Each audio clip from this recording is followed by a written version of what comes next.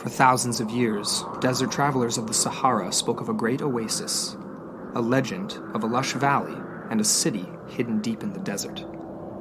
Even the ancient Berbers in the west, whose tribes date back to 7,000 BC, and the Egyptians in the east, thought of much of the desert to be a waterless place and uninhabited by man. Oases such as Dakhla and Farafa were remote enough, and to venture beyond was to venture into an abyss of sand. We now, of course, know that this is untrue. Work done by the Royal Geographic Society and countless other archaeologists and adventurers have gone further, finding proof of habitation and ancient water. Could a lost city known as Zerzura be buried in the remote desert sands? And if so, who were the people of Zerzura? Join us tonight on Into the Portal for part 2 of our search for the legendary oasis.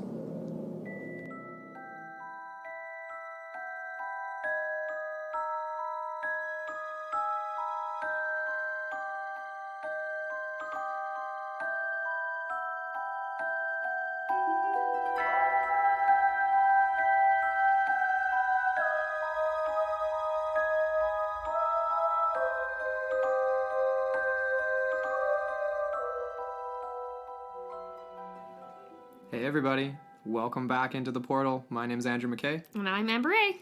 And here we are, we're back again. Super quick. Part 2. Part 2. Yep, Search For Zerzura continues with theories and conclusions. Mm-hmm. We're going to start this off with just some minor housekeeping, of course. Yep. We've already mentioned this on our social media platforms, but you did hear a lot of references to something called petroglyphs in the first episode. Definitely a mispronunciation on our part. On my part, that's my bad, really. I didn't catch it. So it's petroglyph. Yeah, it's petroglyph. T-R-O, not T-A. Do you have a definition of what a petroglyph is? Petroglyph, yeah. So it's the difference between a petroglyph and rock painting is that it's actually etched into the rock. Okay. But anyway, we mispronounced that. So even more ancient then. Yeah, like it would last longer. Interesting. Okay. Depending on location, I guess, right? But anyway, that's the one correction. Yeah. And we also wanted to give some shout outs just for some awesome reviews that we haven't had a chance to touch on. So thank you, Dill the Thrill, Amaru McKay, and Desdemona for their great feedback. We really appreciate that, guys. And we've had a bunch of others too, and like we could sit here and just list them all. But yeah, thanks to everybody who's left a review so far. And if you haven't and you dig the show, please leave us a review and let us know what you think. Like feedback's awesome, and we've already kind of tailored some episodes based on feedback and things like that. So it's hugely valuable. Yeah, to us, it's really important. So anyway, Another thing, I guess, we're sort of refining our format. So we've kind of decided on a weekly release on Sundays. Yeah. And with the possibility of some episodes that are a little bit denser to have 2 parts. So the second would be released on Wednesdays of the same week. So it's kind of a bonus. So those fun ones that are where we're down the rabbit hole, you're getting two in 1 week. Exactly. So depending on, the scope of the subject, we just want to give you the best information and the most information we can in the most entertaining way. Yeah. Like we've already said. So exactly. Anyways, But we don't really want to linger too long on that. We definitely want to just do a quick recap on what we covered in the first episode. Yeah. So I hopefully everyone that's listening to this has gone back and listened to the first one because you would definitely still enjoy this episode without having listened to the first, but it's sort of critical because there was a lot of history. Obviously, we basically looked at it and we're like, wow, we just gave a history class. We didn't really. We really did. With just a little sprinkle of myth and legend in there, I guess. Yeah, but, we went to definitely the far end of the history spectrum for us because we're history, myths, and legends and stuff. But we're cool. I mean, we're both yeah. That's how our brains work. That's how we operate. Anyways, but yeah. So let's do that quick recap then. So basically. So we kind of jumped off with. We jumped off with Herodotus. We did. And I actually found some new info on that. Oh, great. Yeah, you want to share that? Just quickly here, because Herodotus hasn't really ended up playing a major role in researching for Zerzura, just because there was only a few loose references that were supposedly in Herodotus, and it's all been sort of misinterpreted, misrepresented, or whatever. But I did find this new piece of information saying that he basically references this, he never references a city, but he references troglodytes. Now, that might be another one that I'm mispronouncing, and I'm trying to find it. That sounds vaguely familiar. But basically, it was like cave dwellers. So he definitely references cave dwellers in relation to Ethiopians when he's talking about like remote Ethiopian peoples, but possibly also the Tibu peoples in sort of the more central Saharan peoples. So the Chad area. Yeah, Chad Basin, kind of like Eastern Libya type and there was that stuff. mountain range, the it started with Tibet Sea or something like that. Yeah, something like that. Yeah, so that was just kind of like something I found to add to Herodotus, that he definitely was talking about ancient peoples and remote peoples, but nothing was direct to Zerzura. So anyway, that was just kind of a little bit of a follow-up on Herodotus. So from there, I guess we covered the 13th century reference from the Syrian governor of the Fayoum. Yeah. As well, we covered the Kitab al-Kanuz, so the Book of Hidden Pearls, which references this white mythical city of Zerzura. And they do mention birds, so we did cover the idea that Zerzura might be a reference to Zazurs, which is Arabic for little birds. Yeah, and that's the which would congregate around an oasis, so that does make sense in my opinion. Right. Yeah, and then what else really stood out to you for part one? Yeah, I mean, obviously, like, the Kitab al-Kanuz is, like, the most fun reference, because this is, like, a treasure hunter's guide. Exactly. It's the basis for all of the 19th century explorations, really. So that obviously... the political nuances, too, but, you know, like, yeah. Yeah. That one definitely stands out, you know, and then the other findings, like, way later on, based off of these ancient sources, are the ones that's profound. So, like Carlo Bergman, the Jeffrey Water Mountain petroglyph. Yes. Because / hieroglyphs, too, because he had, like, a layering, right? Yeah. Of the petroglyphs and then hieroglyphs on top. So it's almost like establishing a Neolithic period and then a pharaonic period. Yeah. Yeah, where there was really definitely cool. this advance in remote areas where people didn't think that it was happening, obviously. Yeah. So we started with Herodotus, we worked through into the 13th century reference up through the Kitab al-Kanun. So basically we're kind of like lining it up to give some theories, give some more like background into the ancient history too for... Yeah. Just for the establishment of this sort of ancient city or because oasis the question or whatever. that we've come back to every time and looking at this and going through part one and then obviously prepping for part two here is just that is the question of whether or not there was one ancient city or one ancient oasis, or if this has started as some sort of ancient advanced city that people had seen or reported on or whatever, and then it's changed hands over the centuries, or it's gone through periods of decay, decline, and then a resurgence perhaps. So that's what we were trying to investigate. Maybe dependent on the flows of water, whether it be underground or above ground, whatever. Yeah. And we'll definitely dive into that, right? Because we have some cool stuff on ancient riverbed systems. Yeah, do you want to kick well, and then even into the Neolithic. So for sure.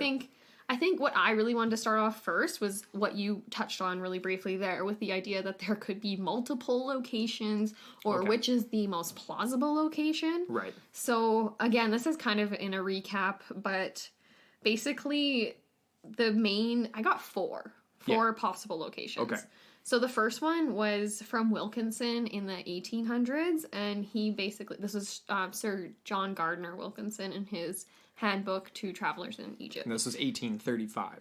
Yeah, and so basically he used the account of a camel driver that was wandering after a stray camel and says that he saw an oasis in the distance, and this was a 5 or 6 day journey west from the road to Farafa. So we have included maps on our blog, and basically, I would highly recommend going to look at that, and we are going to be posting, we haven't done this yet because we have so much to do, but we're going to be posting all of our episodes. Oh, we should have mentioned this off the bat, hey, in our housekeeping. Yeah, go for it. So basically we're going to be posting all of our episodes now to YouTube.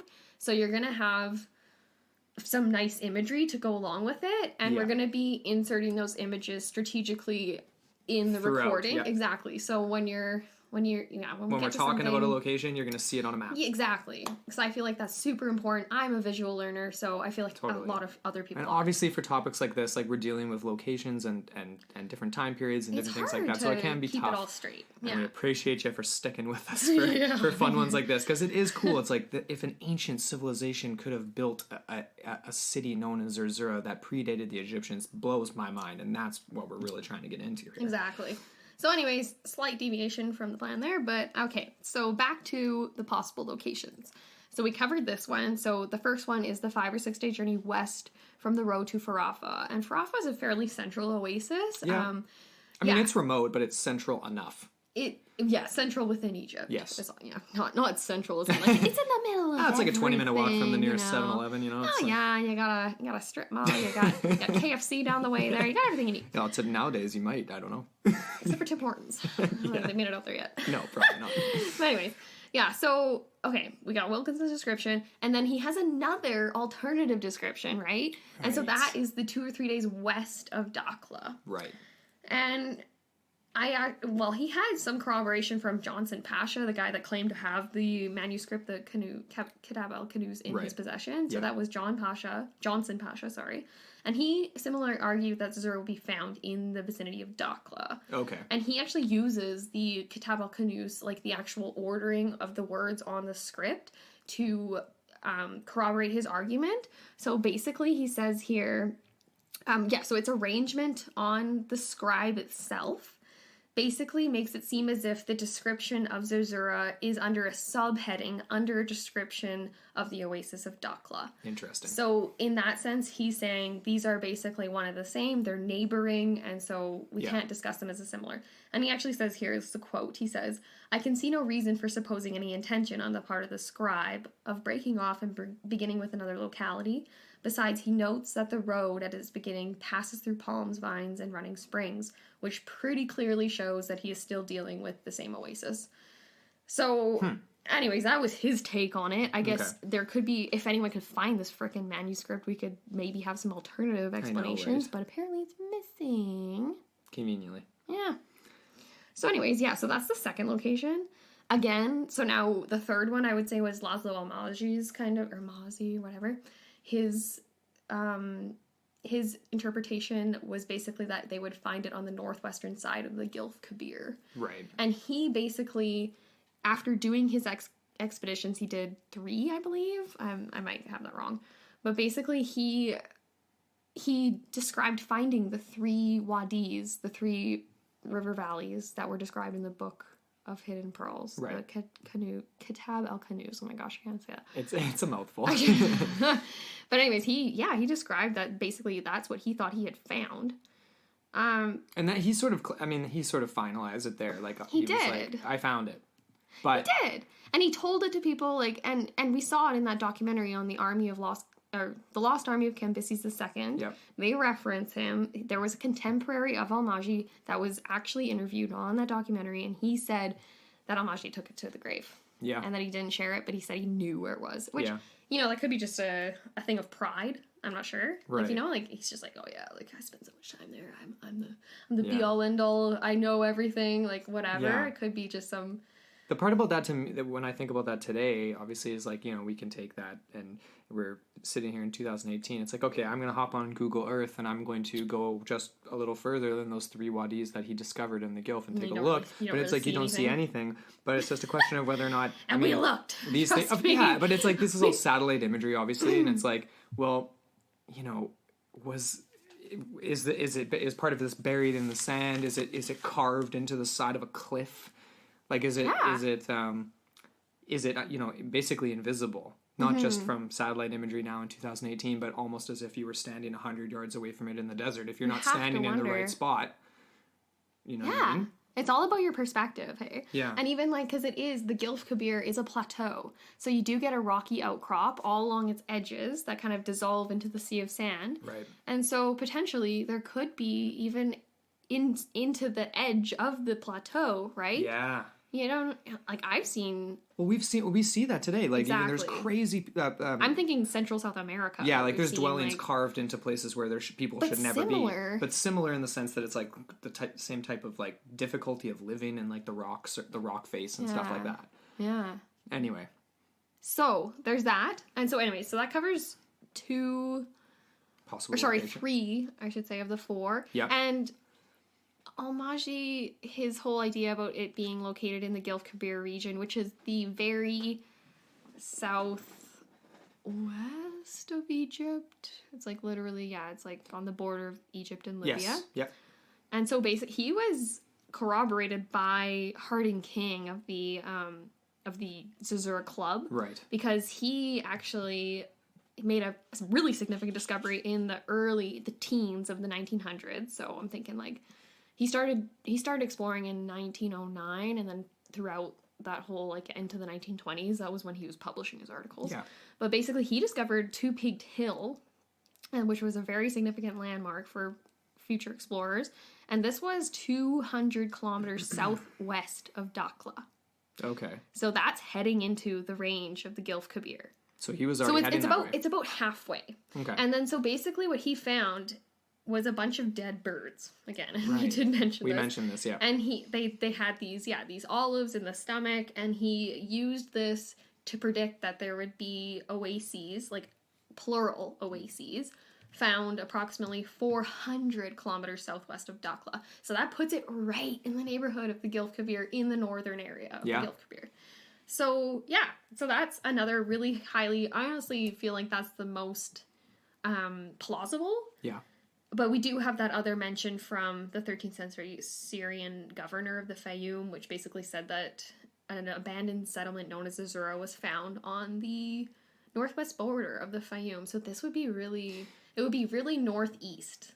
So that's different. It's just, it's a different kind of potential location. Although it's interesting the way that's described in that it's an abandoned settlement. Mm-hmm. You know, if the legend of this place starts as an oasis, transitions into a city because there's a water source developed, and then it's whoever's there. It's like, we're going to get into some potential of who it actually was and whether or not what happened to them. But it's like, yeah, it may have changed hands. And so the idea that it was abandoned, and we're talking, what was the date for the Fayoum? I can't remember that exactly. That was 13th century, AD. Right, AD.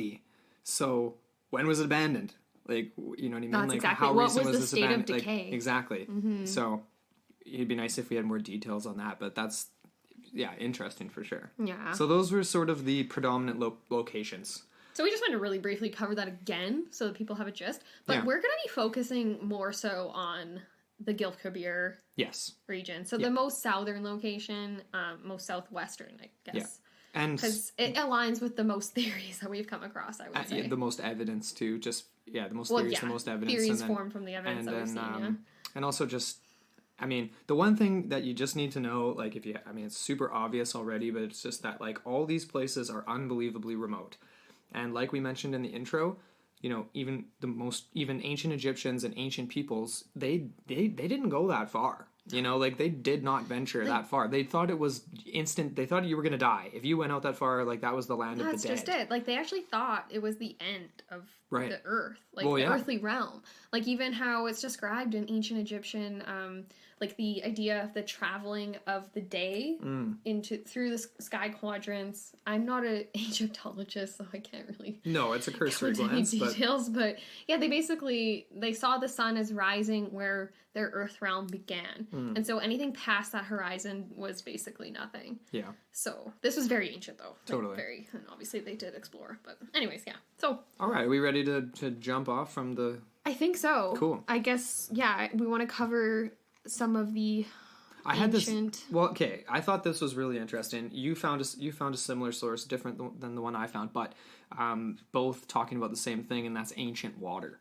So this doesn't tie directly into the Berbers or ancient peoples of North Africa or anything like that who were around a really, really long time. Yeah. But this is way predating that. So basically, this was an article 100,000 years. Yeah, we're talking like 100,000 years ago. This is an article on. It's like almost unfathomable to most people, right? Like 100,000 years ago. So nuts. Anyways, I'm trying to wrap my head around it. But basically, there's archaeological evidence and just evidence in general, geographic evidence that basically, ancient river systems existed that we didn't know existed before. So there were these in North Africa. So there were these south to north river systems known as the Sahabi and then the Kufra. So I'm assuming that sort of led into the Kufra oasis naming. Interesting. In the east towards Egypt and the Levant, but basically.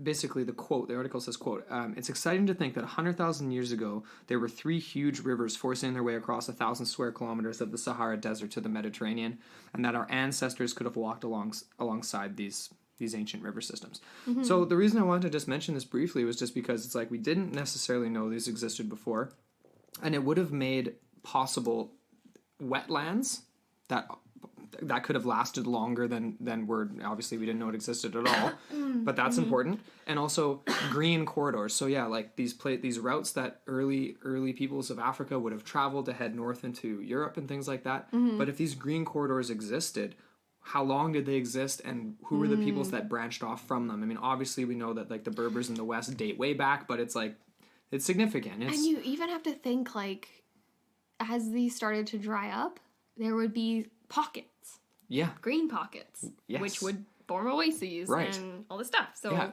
as it's starting to get more and more remote and barren, whatever. Yeah, as things the green change. Got brown. Yeah. Yeah, like I said, all dried up, really right? Technical. Like, yeah, that's a scientific term, right? But it's cool because, how far did it extend, and who could have branched off from the earliest peoples that traveled them? Yes. So that basically brings us into the Neolithic period. Yeah. So I would say, let's just give a brief approximation. Neolithic period ranged from approximately 10,000 BCE to approximately 4,000, ranging to 2,000 BCE. And this is described as the last of the Stone Ages. There were several different epochs. Yep. I would say. I don't know if it's... Or periods, sorry. Period, not epoch.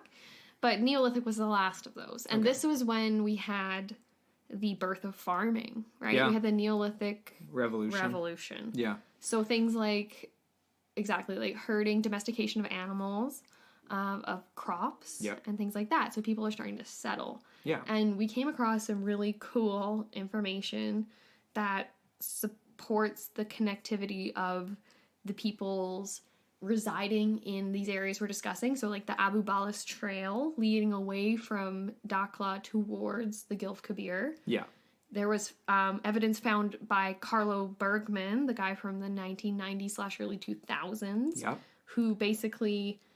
He came up with evidence that there was a Neolithic culture present at Djeffre's Water Mountain preceding the Pharaonic period.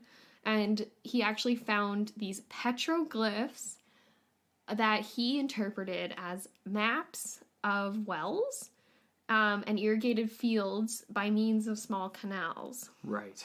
And he went on to kind of find those locations. So we kind of briefly covered this in the end of the first episode, where we said that this was essentially the first in situ evidence, so in place evidence of an early agricultural report from Neolithic times, which cool. I find really, really, really cool. Definitely. Because we didn't think people were out there. No. At all.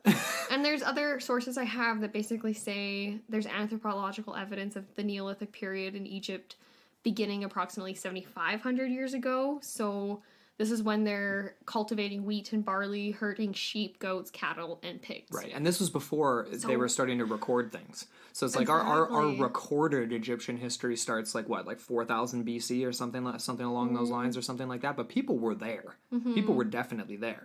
And there was the overlay, right, of the Neolithic and the Pharaonic. I guess we already mentioned that too. Yeah. But it's really cool because it just changed my perception on what these people were capable of and how they organize themselves and all this stuff. Definitely. You need a lot of organization to have canals, ditches, irrigated fields, all stemming from underground water sources. Yeah. And that's another really interesting thing that I came across, is this idea of finding water in ancient cultures. This stems back to 8,000 years ago. Does that sound I don't want to say 8,000 BCE. I think it was... 6,000, roughly? No. Actually, it was 8,000 BCE. Okay. Sorry. Okay, that's okay. But basically, yeah. So there was the first evidence of what's called water dowsing. Right. Or water witching. That's the word I was trying to remember in the first one, where I was like, what's it called with the stick? And you're trying to find water. Yeah. So basically, you have a forked stick. Yeah. And you have the two forks in your hand, and then you point in I think it's a 45-degree angle towards the ground. And when the end of the stick finds water, it'll basically just jerk towards the ground. It'll jerk into a parallel to the ground. So there's evidence of this. Interesting. In Iranian caves dating back to 8,000 BCE of water witchers or water dowsers. Bizarre. So this was very widely practiced in a lot of different cultures. You can find evidence in China. You can find evidence in the tombs, in King Tut's tomb of 3,000 BC. There was water dowsing tools found. Yeah, that's right. I remember you mentioned that. So, I mean, really no doubt the Berbers were familiar with this technique as well, because, like, that was something that sort of came up to me in terms of, like, because we're looking in Egypt, we're looking in the east, and then we're looking west, and sort of, and, you know, for this story, it's been sort of central Sahara, and then over towards the Gulf Kabir, which is kind of in, like, North Sudan, kind of southwest Egypt, that type of thing. But the Berbers were interesting just because of their history. When we pulled that up, like, 10,000 years ago, the Berbers were a distinct group on the west. And then it wasn't until sort of like 7,000 BC. Sorry, I already messed that up, 10,000. 10,000 BC. And then around 7,000, 6,000 BC, they were actually breaking off into tribes. And we'll touch on that a little bit later, because you found some stuff talking about potentially how they were, I mean, they took a lot of people as slaves and stuff like that. So they were maybe venturing beyond their territory. And that could have been a connection to Zerzura. The Maghrebis, also known as the Berbers, also known as the Moors, they were not a single entity. They definitely had a plurality, right, of cultures and peoples, and this spanned the whole of North Africa from Spain over to Tunisia. So we're not quite reaching. We're not reaching Egypt, we're not reaching Libya, but you would think that these people would be traveling around in that area. There was evidence of a really flourishing slave trade it was a sub-Saharan slave trade. So basically it was, trans-Saharan, not sub-Saharan. Okay. So they were taking people from the interior and making slaves of them and basically shipping them to hotspots, so say like Maghrebis cities, things like that, and then even further across the Mediterranean. I see. And there was a significant flow of people. There was one estimate from a John Wright, who actually wrote a book, which we'll be including in a resources page. Okay. And he basically, it's called The Trans-Saharan Slave Trade. It was written in 2007. But he estimates an annual influx of slaves from the interior Africa to be approximately 5,000 individuals per year, and this was dated to 1500 AD. Okay. So it's in the middle of the Middle Ages, right? The medieval times. This is significantly later on. It is. Yeah, but that's not to say that they weren't practicing sort of the same thing. And there's evidence. Oh my goodness! Like I've got articles here that are saying that there's definitely a migrational flow from the interior into Western and Northern Africa. And then there was also another flow into Egypt, which occurred approximately in the year 750. Okay. So this is AD. So this is later. Yeah. This is later, but at the same time, it is relevant because it shows migrations of people and how basically people, they weren't rooted to one particular area. No, they were semi-nomadic for the most part in this area, and it's because of water for the most part. I mean, the other interesting thing about the Berbers that I kind of pulled up, obviously they have like their ancient culture, and I didn't know this, but they are known for some megaliths that they created. So one of the main ones is a rock monument in northwest Africa known as Mazora or Mazura, and it is composed of a circle of megaliths surrounding a... I can't pronounce that word, but anyway. Come on, just give it a go. Tumulus, I think, is it? But basically, apparently the highest megalith associated with the Berbers is more than 5 meters. So, like, these are, I mean, they the technology factor, advanced peoples. Sorry, this is like one single block of rock? One single block from the reference that I have here. This was just a cursory glance at some of this Berber stuff. Yeah. But just to think that there was... These people predate the Egyptians. Their tribe, break off into tribes. They're powerful. They're taking slaves from the interior of the Sahara. They're sticking mostly to the west. They've got their trade routes. They've got a whole bunch of stuff. I would almost argue, because we have come across that article that basically connects the Abu Ballas Trail to the Chad Basin, which makes me feel as though there is definitely, there's a lot of trade connections, a lot of intercultural type things, and I think it's highly plausible that even if the Maghrebis or the Berbers, the Moors, whatever you want to call them, didn't reside in that particular area that we're discussing, there's no doubt in my mind that they would have gone there anyway, or a faction of them would have. And some of them... They're not enslaving themselves, they're taking outside populations and enslaving. And, just on that note, I do have a mention from Wilkinson, because in his book from the 1800s, 1830s, he basically... He takes evidence. Here, let's see if I can find this. Yeah, so in his handbook, he describes how the population of the oases that he visited near Dakla, near Farafa, all these things, they had a stronghold / castle, and this was for protection from attacks by Arabs and from, quote, more dangerous enemies. And they relate a melancholy account of a sudden attack from some blacks of the interior many years ago who killed or carried off a great part of the population. Interesting. So, in my mind, that kind of... It doesn't really align with Berbers, because Berbers are a bit lighter in They're more fair skin tone, for sure. Yes. But at the same time, it just shows, like, you know, there's a lot of sectoral, like, regional, dissociative identity. So these are not infighting, but they're competing, right? Yes. For resources and a lot, like, before we said slavery was bad, resources meant people. Yeah. So yes, if there was people that you didn't give a crap about, then you would use them. Yeah. So, anyways, that was interesting. That's an early theory, then. Oh, that it could have been actually, just to continue on that note, there's a better quote from him, and he basically says that Gababo, another wadi that was next to Zerzura, and forms part of the same oasis, he describes them as, quote, inhabitants are black. Sorry, that's not really correct. This is 1835, and many of them have been carried off at different times by the Maghrebis for slaves. Interesting. So there you go. You're right, so that's and the darker skinned, the less consequence for slave trade. Right. Right? Because even into the late ages of colonialism, Europeans actually, they cared about people that had the same skin color. And they started to care. Well, even, like, they cared into the Middle Ages. Yeah. So even in the times of, like, the Crusades and stuff, if you were enslaving white populations, they would take issue. But if you were enslaving black populations, they didn't care. Interesting. And that just goes along with all the racism and just all that stupid stuff. But anyways. Yeah. Yeah, so it's just the idea that the Maghrebis, the North Africans, were engaged in the slave trade and ran raids of outside populations to support this. Okay. So anyways, yeah, that's my little... So that's bit. And I buy that as an early theory then, that, like, if there were, because a lot of the sort of North African, central North African, central Saharan nomadic peoples that we'll get into in a sec were definitely super dark-skinned. The Tibu peoples, other sort of North Sudan tribes from Chad, different things like that. So it makes sense that they could have they were populating some very rich, lush oases that, and this is predating the Egyptians, that was discovered by the Berbers and sacked.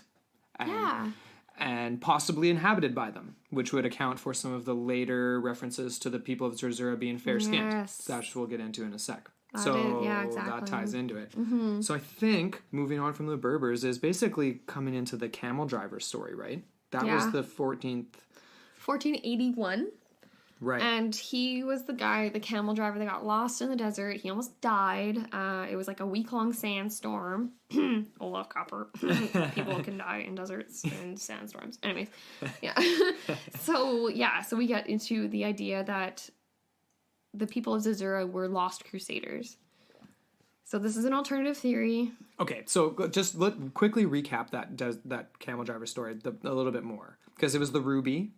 Okay, so basically, he got caught in the sandstorm, was half dead when these people of Aryan features basically saved him and took him back to this white city. It was so lush, and it was an oasis. It was very highly developed. There were they spoke an Arabic language, but it wasn't a dialect that he necessarily was familiar with, and they didn't have prayer calls. So he said that it was a non-Islamic community, which was interesting.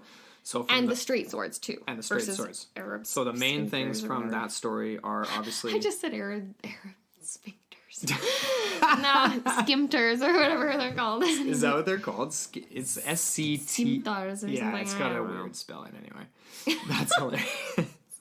But yeah, so I mean, straight swords, Aryan features, and spoke Arabic but not the same dialect, and presumably didn't practice Islam because there weren't the same calls in the city. Yeah. So. And then the ring that was found on him. Right. And then that supposedly had European origin when it was examined later on. We can't find that ring. There's not any reference to the ring, but supposedly Gaddafi ended up with it.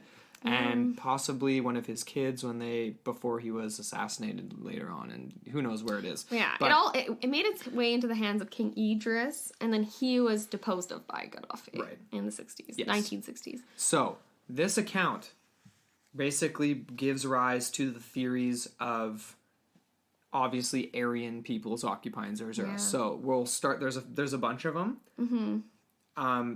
You mentioned the Crusades, so we'll kick it off with that one. So, some people posture that the inhabitants of Zerzura were in fact some of the Knights of the Crusade, not the First Crusade, but Knights of the Crusades, when they were venturing into North Africa, and things didn't necessarily go great for them, and they may have retreated and or sacked oases that were further to the west. Mm-hmm. So basically, I couldn't find a ton to support this. I mean, other than just the ties to, like, the Camel Driver reference or a few other kind of references. Like, obviously, the Kitab al-Kanun's makes a similar reference to peoples inhabiting Zerzura that are not dark-skinned. Or is that true? They just said the White City. So it's like, we don't actually know if they mean white in terms of, like, the rocks they're using. What if they meant, like, the Kitab al-Kanun is interpreted as a white city. What if people interpret it as, it's a white people city? That's the thing. That's what I'm saying. Like, the difference between you interpret it as they're Aryan or the actual material used is like from a type of like limestone that's really pale or something, right? Yeah. So anyway, but in terms of the Crusades, just a tiny bit of background. I mean, it's obviously the Crusades were basically just like Christian wars. It was a group of people. It was the Pope just wanted to get some. What was it? He was pissed off about something, and I mean, it was kind of. Oh wait, no! I know what it was. It was something to do with like the First Crusade. Yeah. I remember reading, or no, not reading. We watched that awesome. What are those clips called again that we love? And it's like 10-minute history class or something. Crash Course. Crash Course history, yes. So we watched the Crash Course on the Crusades, which was pretty entertaining. Yeah. And how he was saying, like, it didn't go well for them. The Pope initially started it as a convenient way to unite the people against an outside population. So, classic political sort of totally. And it was easy to get people to sign up. Because a lot of people think, the Crusades, they were all like these professional knights, and they were like, no, they were peasants. They were people who they went to and said, people that thought they were going to go to heaven because of this. Yeah, you want to get washed away of your sins, you can go rape and pillage all you want, and as long as you end up in the Holy Land, you get to go to heaven. So that's a pretty alluring proposition for people in the Middle Ages. You can basically wipe your hands clean of anything and everything. So I would have taken that deal if I was in the middle. Especially if you're like, I'm not sleeping well at night. Yeah, exactly. So that's sort of the basis of the recruitment for the Crusades. So basically, there was 8 major Crusade expeditions that occur between 1096 and 1291 AD. Super bloody, super violent, super ruthless. Basically, wars between Christians and Muslims predominantly, right? So there were North African campaigns, and that's kind of the basis of the theory of Crusades, the Crusaders as the occupants of Zerzura, like I said. Now, they didn't do great in North Africa. So they didn't do great in general. They didn't do great in general. They better success. Wasn't the First Crusade like the most successful, and then it just kind of tapered out after that? Yeah, I mean, I feel like Louis the... which king? I can't remember which Louis was in France, but there was just a bunch of... We should include a reference to the Crash Course. We should, actually, because it's watch it. It's great. But yeah, they struggled in North Africa. So after attempts to Crusaders of Jerusalem, after they sort of were there, they attempted to capture Egypt. Seized Cairo in 1169, but the Egyptians fought back and basically forced them out. They made multiple incursions into Egypt, but basically every single time they didn't really do that great from like the references that I could find. So the only thing that I could sort of tie to Zerzura from that would basically be, this was a group of people that were said, go pillage, whatever, in the name of the Lord, right? So it's okay to kill non-Christians. It could be an anonymous group of Christian crusaders. If you went on an expedition that was unsuccessful, and this was maybe these were the later stages of the Crusades, and it's unsuccessful, and maybe you haven't sacked or pillaged quite enough for you, right? Like maybe there was a branch of people that were like, hey, we heard this rumor of an oasis. Maybe they went along those caravan routes, and maybe they made it that far, and sacked the city or oasis or whatever it was, or whatever was left of it at this point in time in 1200 AD almost. And inhabited it, and that would account for the camel driver who's lost, recovered by Aryan people, straight swords like the Crusaders, acquires a ruby of European origin, all that stuff. 12th century European origin. It is completely unsubstantiated. Completely, yes. But a theory that's out there nonetheless. What do you make of it? I find it definitely to be a stretch. The only thing for me that really draws me in is the reference to the ring. Yeah. And the idea that perhaps, maybe even this ring... I don't know. I struggle because, like, the ring could have been stolen from, like the Emir thought that Hamid Kalia had stolen it, but it could have been. There's so many possibilities. Like it. What if it was all a mirage? What if he imagined it all? Like, what we'll get into in a little bit. There's basically two camps of this, right? There's two camps of these theories sections that we're getting into here. One of them is kind of more heavily weighted over the other, and it's basically, who could have been there and when, and we're looking at historical stuff. And then there's, like you just said, like sort of the mirage aspect, real mythical city. Is it real only to some, or whatever, right? Like, we'll get into some more mysticism surrounding Zerzura in a few minutes here. Yeah. We're working our way through the potential actual people that could have occupied it. Yeah. So, but I'm basically counting out the Crusades. I'm counting it out. It's sort of too modern. And we have a few different groups, right? It's too modern, in my opinion, too, because it would just be like, obviously that's not the origin. Would that be part of the Coptic Christian theory, then? Well, we can move into that right now. Because along the lines of Aryan peoples, or lighter-skinned peoples occupying Zerzura, another theory is Coptic Christians. So, basically, Coptic Christians... What does Coptic Christians even mean? Well, they're Coptic, I guess that's... They're really early Christians. That's a good question. I mean, they're the first like Old Testament Christians. They're the first they're the Old Testament Christians. Weren't Old Testament Christians actually Jews? Well, yeah. The Hebrew Bible is sort of the first... And then basically, this is after Jesus. So this is after the death of Jesus. Basically, 10 years after the death of Jesus, Coptic Christianity becomes the thing. Okay. So we're looking at, this was Egypt. So at the point when Christianity sort of became a thing in Egypt, this was not the same Egypt. Obviously, it had been broken. It had been controlled by Persians, or Greeks, then Persians, then Greeks again, and then it had been attacked, and then Romans, and then all these different things. It's sort of a broken Egypt at this point in time. Obviously, Zoroastrianism had become a thing, and there were minorities which is just a monotheistic religion, obviously. But so the idea that Coptic Christians could have been the occupiers of Zerzura basically comes from when Alexander the Great shows up in 323 BC, and that's a different reference. Never mind. Basically, okay. So Coptic Christians. That's before Jesus. Coptic Christians. Sorry, this was I've got two different paragraphs set together here. So like 43 AD Coptic Christians, they're not actually persecuted really until like 200 AD. So they were having an okay time in Egypt. They were definitely a minority, but they weren't... Would they have been the ones that were sacrificed? Because I definitely came across some sources that were saying that there was like the transitional, like, quote-unquote whitening of Northern Africa and Egypt. Right. And how throughout times, white invaders would come in, they would be suppressed or they would be amalgamated into the population or whatever. And sometimes these whites were used for human sacrifice, things like that, by pharaohs and all that. So could have been some Coptic Christians near at the end of sort of the Egyptian reign. But could have been. Very, very, definitely could have been.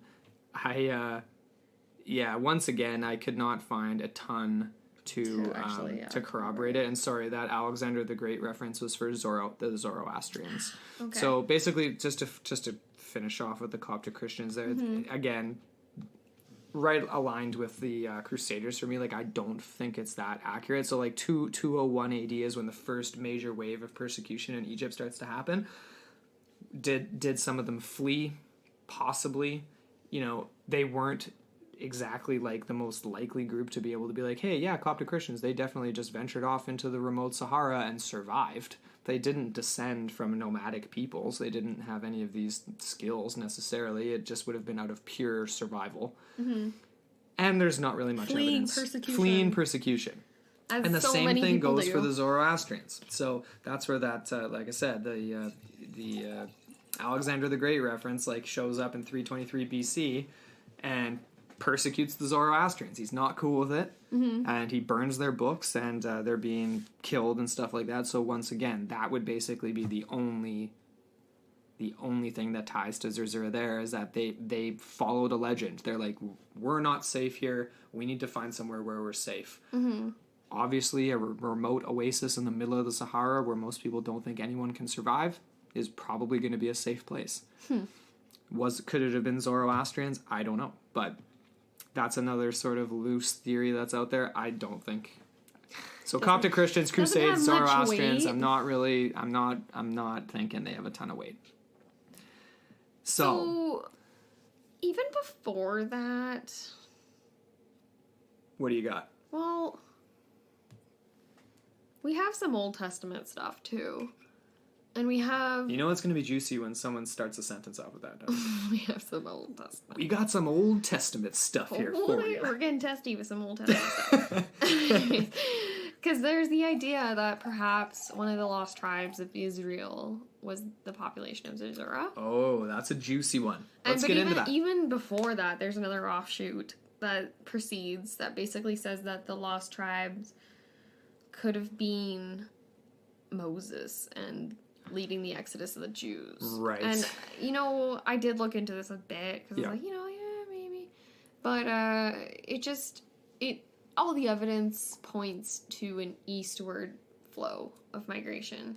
There isn't any reason for them to go west either. I'm just going to agree with a lot of the authorities in the field and reach my conclusion now. Just a half an hour from now. Yeah. But basically say that, they were heading towards Israel, the promised land. So that is east. That is not west. No. And I don't think there would have been a faction that broke off and was like, see ya, Moses, we're going to go this way. Yeah, that doesn't seem very likely. Yeah, it just doesn't seem. But anyway, so getting back to this lost tribe. So this would have been in approximately 722 BCE with the Assyrian invasion of Israel. Essentially, Israel was founded by the 12 tribes of Jacob? I think so. Let me just pull this up here. No, it's okay. Yeah, but anyways, it doesn't matter. But there was 10 of them that apparently left and 2 that remained. And there's a lot of inconsistency and conjecture as to where these guys ended up. But again, eastward flow. There's a lot of evidence to say they headed towards Iran, that they headed... they crossed a river that is actually the Euphrates River. Maybe, perhaps, one could have gone west and crossed the Nile, and it was described in a different way. But that would be the only explanation. So, it fell in 723 BC, the Kingdom of Israel, so the 10 tribes split off. They say that their inability to rejoin their brethren was attributed to the fact that they were basically scattered so far throughout the world that they were unable to regroup. I think that I don't know. I'm not sure about the possibility of this one. I feel like it's very, again, unlikely. It's just something to mention, though, because again, like, we get this... It really just throws a bolt into all of our, like, you know, all our spokes, or so to speak, or whatever, with the idea that perhaps it was a white Aryan population as opposed to maybe a more ethnic, darker. Right. I don't want to get too hung up on that, though, but... No, I don't want to either. That's literally just off of that one story. It just happened to be one of the more interesting accounts of somebody being lost in the desert. Because I feel like that's just, in general, Lost Tribes of Israel is super, like, fascinating for whether you're a Christian or non-Christian. And I just... Yeah, I don't know. Yeah. It's one of those ones where it's like, so much is attributed to it. It's almost like saying, like, oh, Zerzura might have been the Atlanteans. You know, like, where they just, like, ascribe it to all sorts of whatever. Right. But, yeah, we just wanted to cover it anyway. Yeah. Okay, last one. This is my last one for the idea that the people of Zerzura could have been Aryan. Mm-hmm. So... And again, this is like... What do you got not for me? A ton of evidence. This one's really fun, though. The idea is this one of your favorites? Was this your little... This isn't my theory. No? But it's up there with one of my favorite ones. Mm-hmm. That the Celts were in Africa. Mm-hmm. Now, the origin of the Celtic peoples has been debated over the last few hundred years for sure. Originally, people thought that they came from east to west in Europe, like they were sort of southern Germanic, worked their way west, ended up in the British Isles and in Ireland and Scotland and this type of thing. But that apparently has sort of changed around. And it's actually more west to east for the archaeological evidence and also the linguistic ties. Mm-hmm. So, anyway, there's legit peer-reviewed sources that talk about that kind of stuff. And then not so peer-reviewed sources that talk about the Celts actually in North Africa. Could they have gotten to North Africa? Definitely. It was not out of the realm of possibility. They traveled the Danube River, which takes you right into the Black Sea. Herodotus supposedly went as far north as the Black Sea. Mm-hmm. You know, he was a Greek, but, you know, he went down into Egypt. Yeah. So, I mean, definitely could have been there. And this was 520. There's a flow. There was a flow. So, but basically... This is from ancient origin, so not exactly peer-reviewed, but I did find a few other sources. But saying 3rd century BC that Celtic warriors of Eastern European origin, were included in Egyptian battles. That they were basically mercenaries employed by oh my gosh, how do you pronounce this Egyptian? Ptolemy II? Oh, Ptolemy, yeah. Mm-hmm. Apparently... There's some evidence that he employed Celtic mercenaries to assist in some of their crazy standoffs against peoples that were coming in to mess with them, which included Libyans, like Libyan tribes, which included obvious like Phoenicians, Turks, like the what was that called? Like the Hittite Empire in Turkey.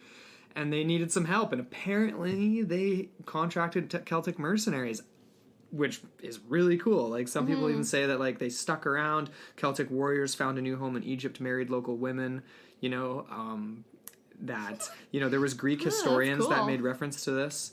Polybius, Greek historian Polybius. So Celtic, would this have been like under the Druids and things like that? So that's the thing. It's like, could this be tied to the ancient Druids, which were these mystics of the Celtic religion, obviously, and they're tied to Stonehenge and crazy things like that. Yeah. You know, even today they have an annual ceremony where they go to Stonehenge and they celebrate the celestial. Like, exactly. I don't know, something to do with that. So once again, or astrological. Celtic swords are straight. You know, so that ties into the first story. Herodotus, in the histories, mentions the Celts a bunch. Does he? He does. Oh my goodness. So he mentions them. Nothing in terms of them being in Egypt, but he talks a lot about like the Danube River and sort of some of the geography of southern Europe and how Celts occupied these areas. So they were definitely known. This was like 423 BC Herodotus, right? Yeah. So this is going to be a couple hundred years later, supposedly, that they were employed by an Egyptian pharaoh. I think it's entirely possible.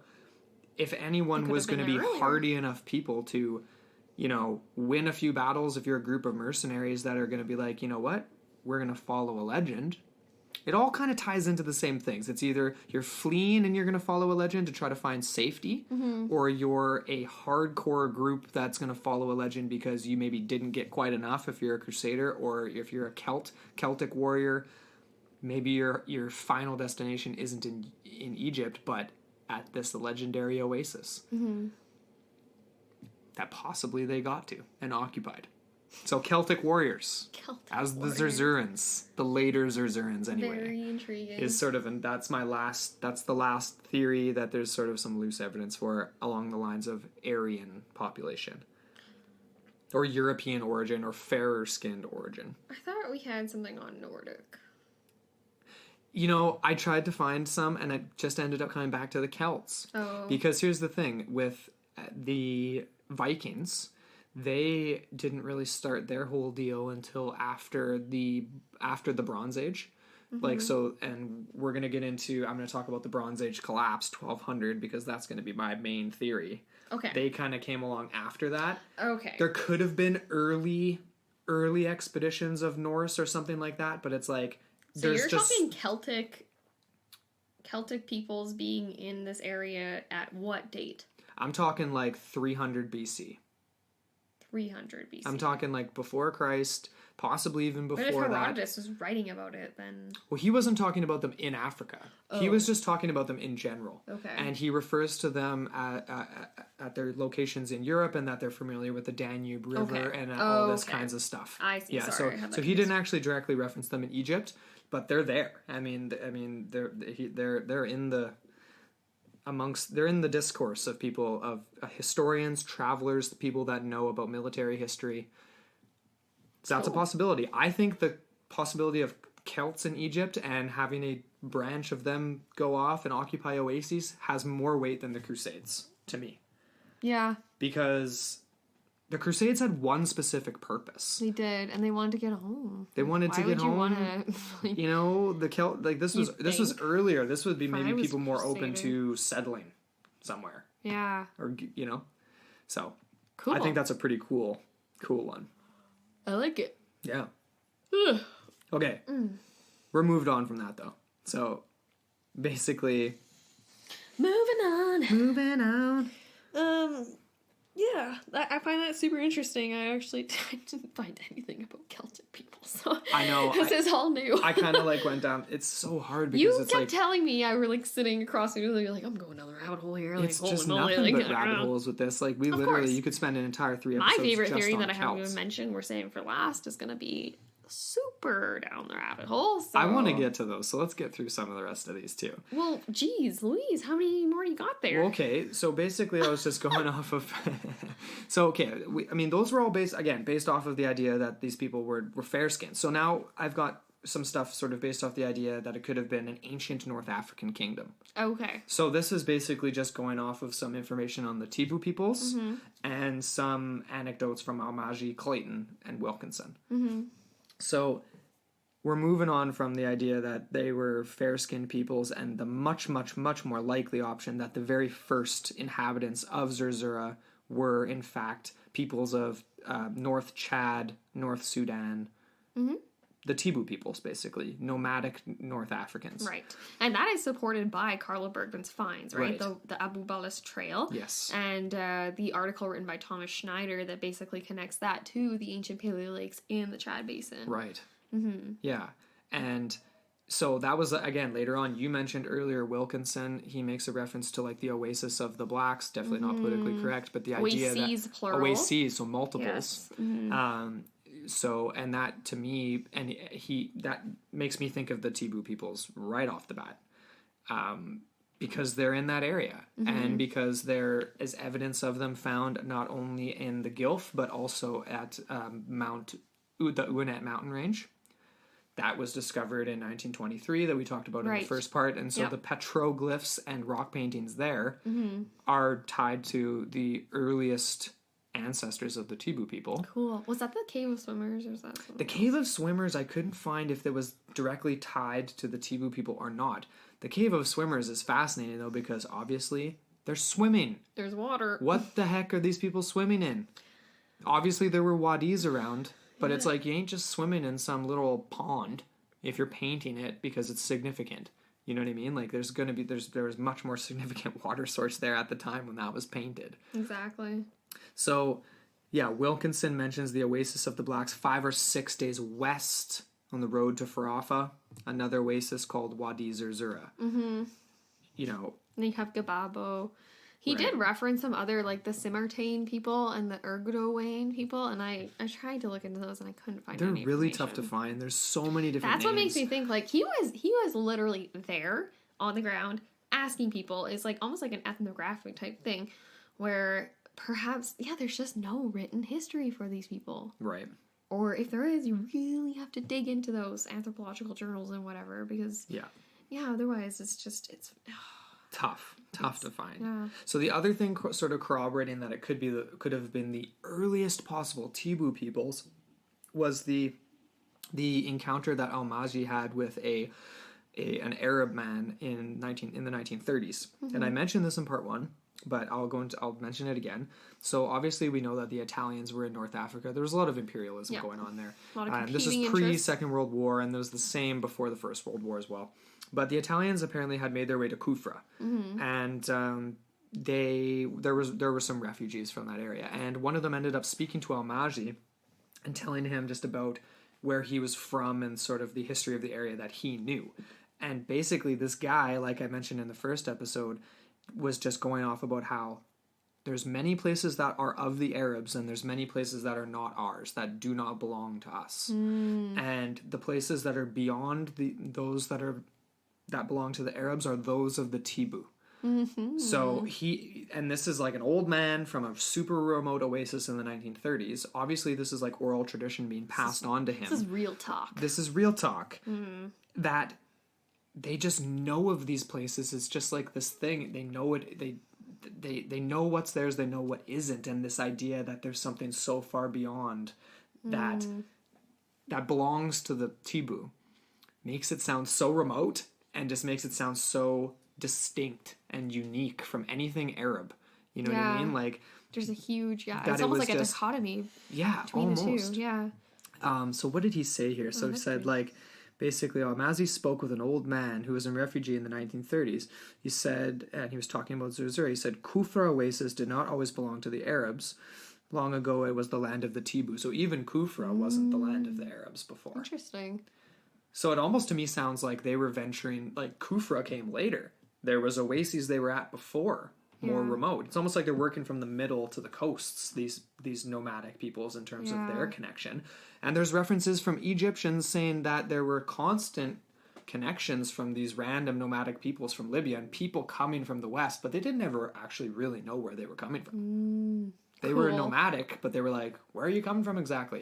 How far did you come from? And you know what? That kind of speaks to the tension between the North African cultural identity / ethnic identity and the interior African identity, and how there's been a lot of efforts from North Africans to dissociate. Right. They don't want to be. And they almost, it's that same sort of imperialistic attitude where it's like the lighter the skin, the more superior and all this stuff, right? Like that I kind of mentioned with the whole slave trade and the whole in the Middle Ages and even before that. Yeah. And that's super interesting to me to think that there was clear separations of territory and but interconnection. Separations from territory, but also like at certain stages it was like it was friendly. Like and it goes on to say that the Tibu out of necessity probably where they're trading and definitely because of trade and whatever else. He goes on to say that the Tibu informed the Arabs that there were grazing grounds in the Uwanet. There you and go. Also pastures and palm trees in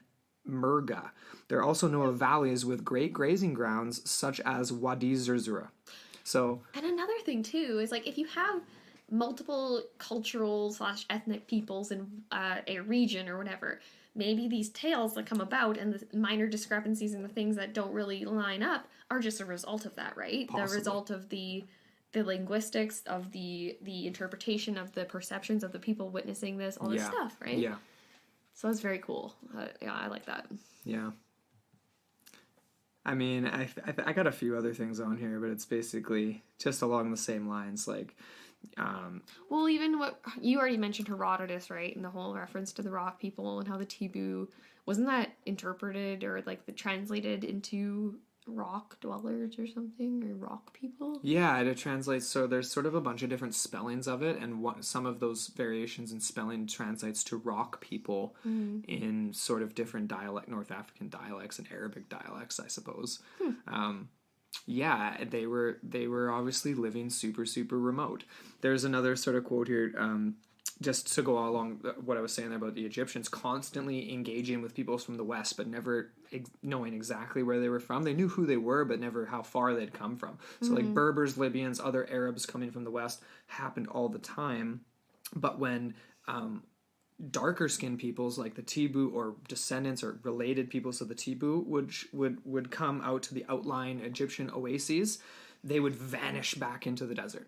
So that to defy pursuit, right? Like if they were attacking an oasis, they would go out into the direction where they shouldn't be retreating to. And that was an indication early on that gave rise to the legend of Zerzura, because that these incursions on Dakhla and on these oases that were already remote, they retreated to where they couldn't escape, presumably. So anyway, that's kind of a cool little anecdote there. I like that. Okay, so I think we should move on to our main theories here. Sure. We've gone through sort of the connections to the Camel Driver story and theories on Europeans and more Aryan peoples. So far, I think the most likely is the earliest possible inhabitants of this is Wadi Zerzura were the Tibu peoples, these nomadic North African tribes. And maybe changed hands from there. Whether or not these people actually had the technology and built a city, like an advanced walled city, is another thing altogether. And if they almost did, similar to the Minoans was kind of what I'm imagining. Like, I think it's totally possible. Totally possible. We see there's evidence that coming right out of the Neolithic period that there was technology that was employed that we didn't think was possible. And then even, a few thousand years later than that, if you believe the oldest pyramids to have been built 4,000 years ago, how the heck did they do it? So it all ties together. Yeah. Let's get into your main theory here. Well, I wanted to save this one for last. You want me to do mine then? Well, I feel like mine's the most outlandish. Okay.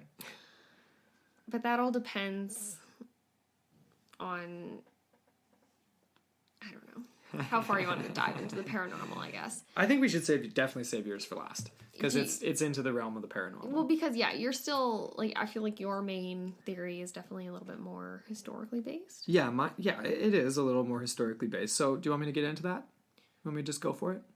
Sure, let's do it. I believe that they were actually the Atlanteans that were on the tail end of their civilization and had gathered together a bunch of mercenaries to kind of support their fight. The only problem with that is sort of Plato's description of Atlantis and the Atlanteans is that it was destroyed before this actually happened. So it would have had to have been remnants of Atlantis. Okay. That's kind of getting way out there. But this is definitively true. This did happen. There's recorded evidence that it happened. And some of the most well-documented evidence of sea peoples attacking is Egyptian. So there's a text called... Is this Egyptian sources, or is it from other sources? So it's definitely from other sources. So like one of the most... Here's the thing. Like I said, it's like the Dark Ages. This was like the Dark Ages of the time BC, basically. And some of the best evidence of it is actually on Mount Katalamata. Okay. So this is a Greek mountain, and basically there was a Polish archaeologist who found Bronze Age settlement evidence at the top of this mountain, 1,100 meters above sea level, nestled into the rocks. Literally the hardest possible place to get to. Living there would be precarious. The winters would be freezing cold. There would be no reason to go there other than that you are fleeing people that were arriving from the sea. For protection. For protection purposes. Half of it was obviously natural fortress of the mountain. The other half was designed by the people living there. But there's that among a lot of other evidence of mass migration and just mass loss in knowledge and this kind of thing happening around that time because of these attacks from the sea people. It's just this bizarre thing. So, the Medinet Habu is this Egyptian text that speaks of 9 different factions of sea people. 9 factions. So 9 distinct. 9 whole nations of invaders Now, you can imagine... Or mercenary forces. Or mercenary forces. You can imagine the sheer scale of this, right? Now, they attacked in waves. And they didn't use chariots. They didn't use the typical military tactics at the time. And this is the reason why, for the most part, they were really successful. They were less successful against the Egyptians, and Ramses II ended up being like a hero and one of the most well-liked Egyptian pharaohs of all time because he fended off the Sea Peoples. And that's depicted in a bunch of different hieroglyphs and stuff like that, showing the ox carts and different types of equipment that the Sea Peoples did have, but not the same military tactics. So, where's my theory come in on Zerzura? Two things. Basically, like I said, there was Egyptian records say that over 50 years there were mercenaries from these Sea Peoples showing up. 50 years? Yeah. Okay. So quite a long time. Now, was this seasonal, I wonder? Or? I don't know. I mean, like, they just kind of showed up a bunch. Like, was seasonal, the two main times they showed up were 1207 and 1173 BC. So, anyway. I'm thinking back to Thucydides' story on the whole, like, seasonal war, where it was like, people went to war during the winter. They didn't war during the summer because that was when they're growing crops. Right. No time. So everyone doesn't have any time. You know, it's not on the schedule. Yeah. Anyway, sorry, not on the schedule. Put it on the calendar. For fall. Anyway, so there's basically two branches of thought off of this Sea Peoples thing. Because basically how this happened is like the Sea Peoples attack, the Mycenaeans fall, the Minoans fall, the Egyptians cling to life and manage to sort of limp their way through this Bronze Age attack. And then they never establish themselves. These Sea Peoples. They never become the kingdoms of these places they've conquered. They sort of just disperse, and eventually the populations just kind of reintegrate. And we then have this resurgence, and then we've got the Greeks that kind of come up and become the most powerful in the Mediterranean, and they end up controlling Egypt and all that kind of stuff. So my theory is that these first incursions into Egypt, so 1207, when they had success, when these Sea Peoples had some success, the possibility that, once again, we're coming back to this idea of fleeing populations, but this one actually, I think, makes more sense to me. So, this was at a point in the Egyptian Empire when it wasn't at its heyday, and other than Ramses later on defeating them... It's kind of on the decline. It's on the decline. Perhaps there was a faction of Egyptians that thought that this was it for them. When these Sea People started showing up, that, like, and they were losing, that they thought... Egypt isn't going to, this empire is not going to protect us anymore. And once again, followed a legend to safety. Now, the legend of Zerzura. The legend of Zerzura, you know, the safety of the oasis. Following, going along these other oases and wadis, and eventually. What if they were even following a tail? They were following the birds that they could see in the air, that, you know, right? Like, I'm just thinking, like, totally. Because we don't have any written records, of that early of a claim to Zerzura, right? No, we don't. But not to say that it doesn't exist, but just to say that we don't have it. We might find something, we don't know. We haven't, not everything has been excavated, obviously, out in the Sahara or in Egypt, so we don't know. That's that one line. That's the one way of thinking about it. Now the other, the later incursions of the Sea Peoples against Ramses II, they lost. Ramses employed different tactics on the water and on land, basically to learning from the earlier incursions to defeat the Sea Peoples. Now, nobody knows who exactly these people were. Like, they were sort of just a hodgepodge. But if they lost in one of these final incursions, perhaps a faction of these Sea Peoples looking for glory, looking for land, looking for something, a way to survive after being defeated. Yeah, they would have had nothing to lose. Presumably, if you're a group of mercenaries employed by Atlanteans or employed by whoever, factions of the Minoans is another theory. Even though the Minoans supposedly were defeated by the Sea Peoples, some think that part of them actually were the Sea Peoples. Maybe the Sea Peoples occupied Zerzura. Maybe they took control of it and used that as maybe as a hub. Yeah. And with either it was just a group of them that broke off because they just wanted to survive in some place that's awesome. Or it was a hub that broke off and thought, let's occupy somewhere remote for a later incursion into these other oases to kind of retry again, to occupy Egypt, to try to accomplish what we couldn't the first time against Ramses II.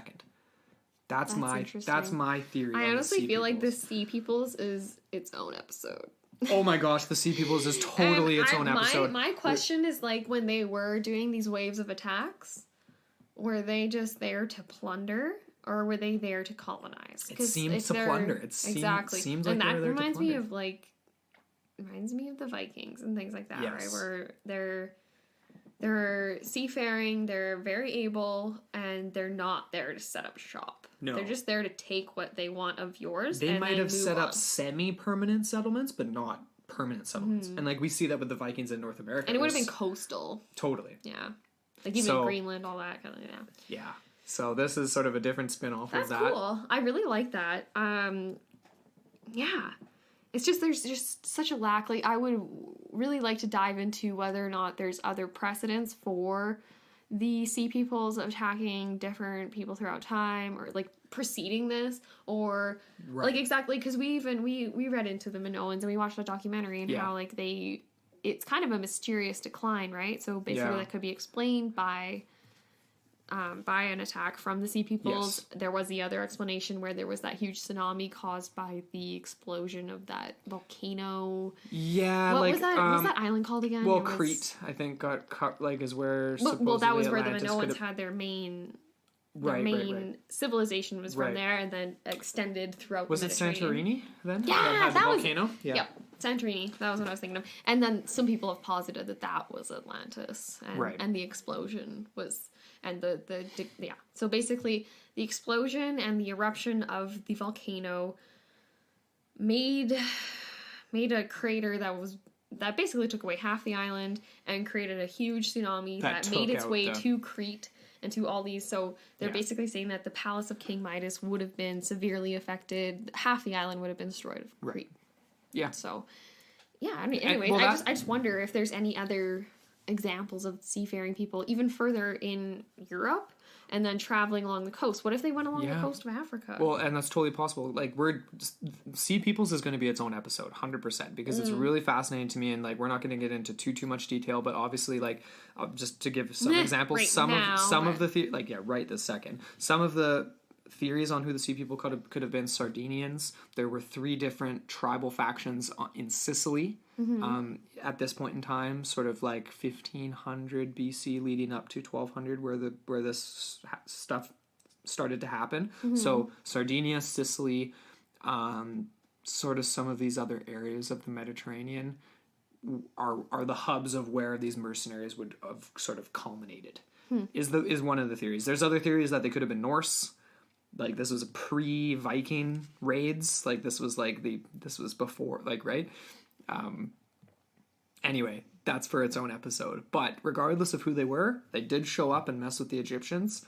And I think that it's definitive. Plausible. We know that that's true. Like, we know how that's much more true than some of the Celtic references and things like that, or some of the ideas that Coptic Christians could have made their way out there. Even to add to that, like, if they were attacking Egypt from the Mediterranean and they found the delta of the Nile, who's to say that they wouldn't have sailed up the Nile all the way to, say, maybe the borders of like the southern borders, of Egypt and things like that, and then made their way from there. Right. Because, like, even when we were doing those Google Earth searches and things, that I found some crazy agricultural centers. Like, if you look on the south border of Egypt and just go from the Nile and look look west, you'll find these crazy, there's like a series of like perfect circles, and they're all crops. And I'm thinking to myself, like, obviously these are man-made, manufactured, but maybe in ancient times they would have been greener areas that would have been crossable. Yeah. Even when we were talking about the Lost Army of Cambyses, and they were going south and south towards Ethiopia, and they were grazing on grasses, as we discussed, and then the grass turned into sand and whatever. But maybe there was areas where it was greener. Yeah, that's all I'm trying to say. Totally. Anyways, yeah, that's sweet. So that's your main theory. That's my main theory. It was either the people fleeing the Sea Peoples or the Sea Peoples themselves. Interesting. Cool. Yes. So, anyways, I guess the final theory. We're getting a little crazy here, but not really. This is definitely where it gets fun. It's not that crazy. I don't think it's that crazy. It's not, and it is. It has a lot of precedent in Islamic folklore and also in Arabic mythologies and things like that. So basically, my premise is that the city of Zerzura is just that. It's lost. The lost city. Did I say that? The lost city of Zerzura is just that. It's lost. And maybe it's intentionally lost. And because of just the fact that it's remained elusive to so many searching for it, except for this Hamid Kali, which was like, that's pretty nuts, man. If you're like, you know, and then and those others that claim to have seen an oasis in the far off distance, which could be a mirage, it could be a variety of different things. But my argument is that all of this sort of points to the idea that there's a paranormal element in the existence of Zerzura. Okay. And that there are supernatural forces at work to conceal and reveal the oasis at will to those who are either in need or pose no risk to the city and its inhabitants. I say that loosely, inhabitants. Interesting. So, yeah, I already described it relies on Arabic and Islamic mythology, which both point to this spiritual entity known as the jinn. So, right, and we've heard references to this because we've heard of these guardians of the city, right? Some refer to it as a black guardians or black giants. Yeah. And some people interpret that as manifestations of the jinn. And I'm going to just expound on that because initially I was like, the jinn, what the frick is that? Yeah. In Western interpretations, it's known as the genie. So if you're thinking Aladdin, you're thinking right. Yeah. But, well, not right. But you're thinking along the lines of what we're talking about. So, again, I have a precedent for my argument. It's cited by Newbold, which he was part of the Zerzura Club. He wrote an article in 1928, and it is sourced in our resources page if you want to go look at that. Cool. And so basically he says that so in the 1870s, or no, 1870s, where's that coming from? Sorry, that's my notes all mixed up. That's okay. No. Anyways, yeah, so there's references from Schenker's book. Okay, so this is where it's coming from. Sorry, yeah. So Schenker's book describes how in the Kitab al-Kanuz there is, like, that was the Book of Hidden Pearls, describes over 400 lost treasures, and it also describes ways to overcome the jinn. Right. And through incantations and other references. And then as well, cited by Newbold, I'm getting ahead of myself here. Newbold was citing an 1870s reference from this guy called Doherty. His full name is Charles Montague, okay. Like exactly like in Romeo and Juliet. Yeah. Doherty. And it was written, in the 1870s, 1876 to 78 was when he was in Arabia. Okay. And he wrote, so this is in Egypt, it is the Sinai Peninsula, so the neighboring peninsula. Okay. What is that known as today? Saudi Arabia. Yes. Yeah, exactly. Oh my god. International relations degree here. Anyways, so in Volume 1 of Travels of the Arabia Deserta, written by this Charles Doherty, he basically came to the conclusion that Zerzura may denote both a real and a mythical oasis. So he uses the example of Tema, Teyma, Teyma, and this is an oasis in Arabia. And when he was there, they were describing this, what he calls the strangest fantasy. But in my mind, this is folklore, this is mythology. It's legit to a lot of people. Yeah. And he describes how they told him about this neighboring phantom oasis called Ayunat Masalat El Amin. Okay. And they describe how horses issue, like the sound, the neighing of horses issue from the enchanted appearance of the palms, but all fadeth soon if a man approach them. Interesting. So some people would obviously interpret that as a mirage. Yeah. Other people would interpret that as a trick of the jinn. Okay. And so, so those are my two precedents, but basically I'm going to dive into a whole little brief bio on the jinn. Go for it. Yeah, so basically the word jinn literally means something hidden or veiled from sight. Okay. The earliest known reference is in the Quran, so that dates back to 1400 BCE, and it also is in a Middle Eastern book of fairy tales, which I don't actually have the name for. It's an Arabic name, but basically there's Aladdin and the Wonderful Lamp is one of the tales told. Interesting. So again, Disney reference a little bit. They just swiped that right from there. Yep. Anyway, so in Arabic and Islamic mythologies, the jinn can be summoned by a sorcerer and set on a victim. It can cause demonic possession. It can act as a guard or a servant, depending on the ability of the conjurer. It can also be a shapeshifter from human to animal, and is thought to have a less than physical body. It's described as a shadowy ghost with no individual structure. But it's terrestrial, though. It's this. It is. It's described as not a deity. It's lesser than an angel, but it's more than human. So it's kind of a weird spiritual interdimensional thing. So Very it's cool. thought to appear in mists or sandstorms. It's almost like when you're picturing, say, like Genie in Aladdin, like, you know how he's like a green, or sorry, he's a blue body, but then he fades into this little misty, like, little tapering off thing. Yeah. So that's kind of, and he's in a lamp all the time. A lot of the times it's described as you can coax a jinn into a lamp by placing its favorite, like, precious stone in there, and then using words, incantations, things like that to encourage it in. As well, it's also interpreted as an interdimensional being, so it can live parallel to our reality and exist within it, but it's not bound by it, so it can come and go.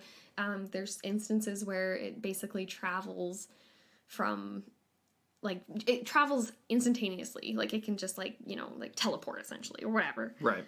And there's different types of jinn. There's different classes and things like this. So this is tangent territory all the way, but basically, I came across this one example. It's called the ghoul, spelled Ghul, and the English anglicized version is the ghoul. Like, you know, we are all familiar with the ghoul. It's like a ghosty or whatever. That was a creepy word. So the ghoul is a female jinn that inhabits graveyards and deserted places. It is a shapeshifter, but cannot change one feature: cloven hooves like a goat.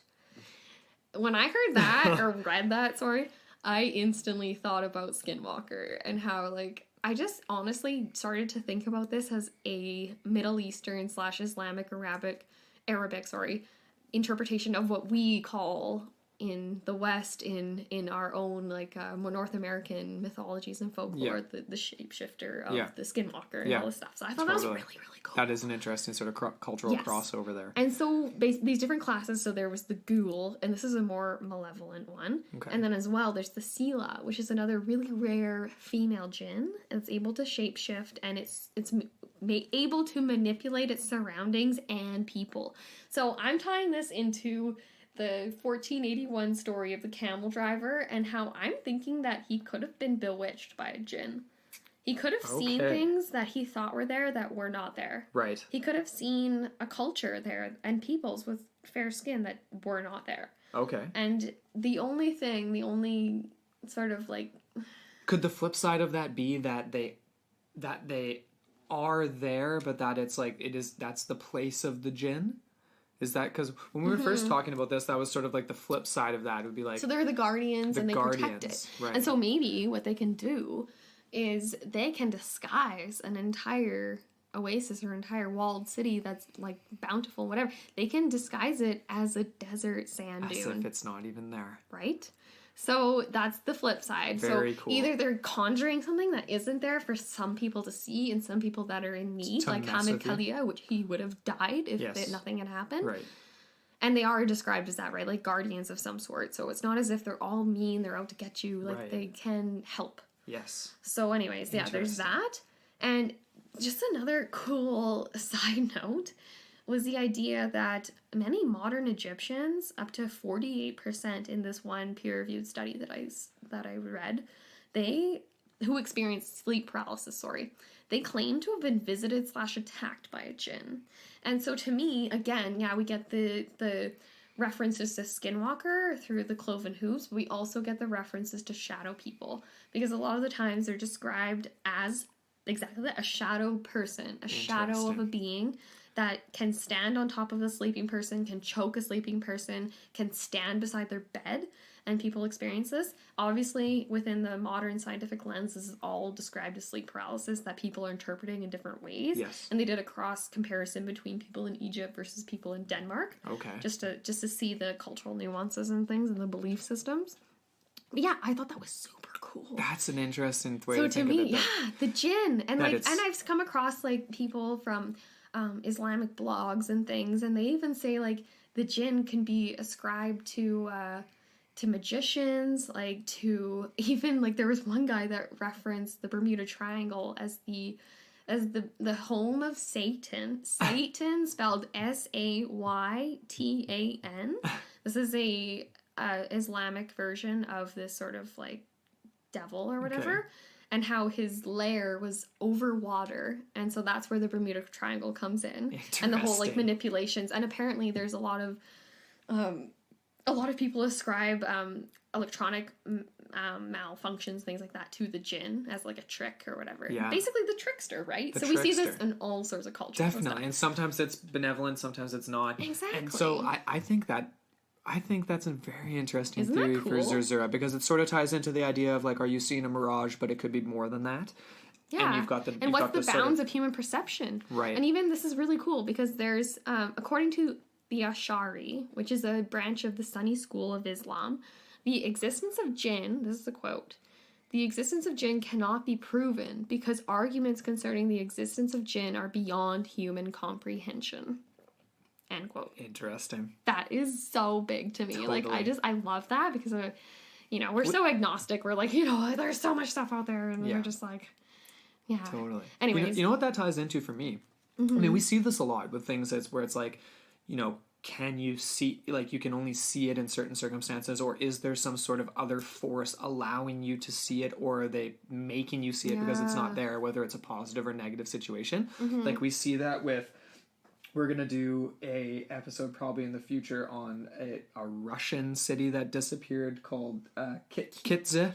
And the same idea. It's like the city that's sunk into a lake, and only some can hear the people singing at certain times. Some can see it depending on where you're situated. Some can hear the horse neigh, another Exactly. Can't. Another reference to that came from one of the more recent Astonishing Legends episodes where they did the Yeti. And I can't remember which part it was, but they mentioned something along those lines where it was like, when you're up in the mountains of Tibet, there's some sort of mythical city up there that was associated, like the Yetis were guarding it or something like that. I have to go back and listen. But I think that they mentioned something along the lines of like, you can only see it if you're in the right if you're situated the right way. If you're in just the right place and you have just the right perspective and just the right timing. Or a palace or something like that. Cool. I can't remember exactly what it was, but it was along the same lines. We have to go back and that you can only see it when you're in the right spot. Mm-hmm. And it's not really a question of whether it's real or not. It's only whether it's real to the person who's in the position to see it. If we're dealing with things that are interdimensional, they're not necessarily empirical and they can flip through the pages of interdimensions and stuff, and that would explain to me the idea that they can basically teleport themselves from one place to the other instantly, right? Whatever. But there's exactly that, right? Where it's like, there's so much. We're right back into interdimensionality, like kind of like we ended up in at the end of the Ogopogo episode. And people got a little upset with me on that one, being like, you didn't give any lead up to your interdimensional theory, but should have mentioned this one, I think we definitely did a better job of that. But I like that. I like that. The idea of the jinn is very cool. You know what's funny? As soon as I found that theory too, I was just like, I kind of just threw out the rest of them in my head. I'm like, all right, I'll just stick to what's the most fun. I'll do some cursory glances and whatever. But not that I wanted to just automatically disclude anything that's more plausible. No. But to me, like, this is, even the jinn, right? Like, I feel like both of our theories, the jinn could be its own episode, depending on how people feel. Like, if people want more, we're definitely going to give them more of that. Definitely. But for me, the jinn is definitely cool. I feel like we could tie that into a cross-cultural comparison of different interdimensional spiritual entities that may or may not be benevolent, malevolent, whatever. Totally. Blech. That's a mouthful. Benevolent. So I guess we are gonna wrap this up. That was our two main theories. We went through some of the other sort of kind of predominant theories out there, even though there really aren't that many. This is a much lesser known lost city, if you will, or lost oasis, if you will, which is why we wanted to cover it. We always want to bring you guys stuff that you haven't heard before. And if you guys have anything that's really cool that you haven't heard talked about in any other podcast and you want it to be talked about, tell us about it, and we will be so down. Definitely. And for this one, I mean, let us know. Celts, Zoroastrians, Coptic Christians, Sea Peoples, what do you think? Exactly. What is your opinion? Like, what is your opinion on the And do you have anything to add to the argument, right? Yeah, totally. I mean, we took a cursory glance at a lot of this stuff, so if anybody out there is kind of like, directly down the rabbit hole for any one of these things and knows more. If you're an expert, please reach out to us. Yes. So anyway, thank you so much for listening. Couple more cleanup things, I guess. I mean, again, we said at the beginning, thank you so much for all the reviews. If you're digging on the show, leave us a review. Let us know what you think. The 5-star reviews go a long way. We really appreciate it. We're trying to get on that new and noteworthy list on iTunes. We would love to be on the new and noteworthy. That'd be sweet. That's an accomplishment. Apparently, it's pretty hard to get on there. So. We'll see what we can do. Whatever, yeah. But we're coming at you with weekly episodes now on Sunday nights, so stay tuned for Sunday night episode releases. And then on 2-parters, you're going to get one on Wednesday as well, just like today. Exactly.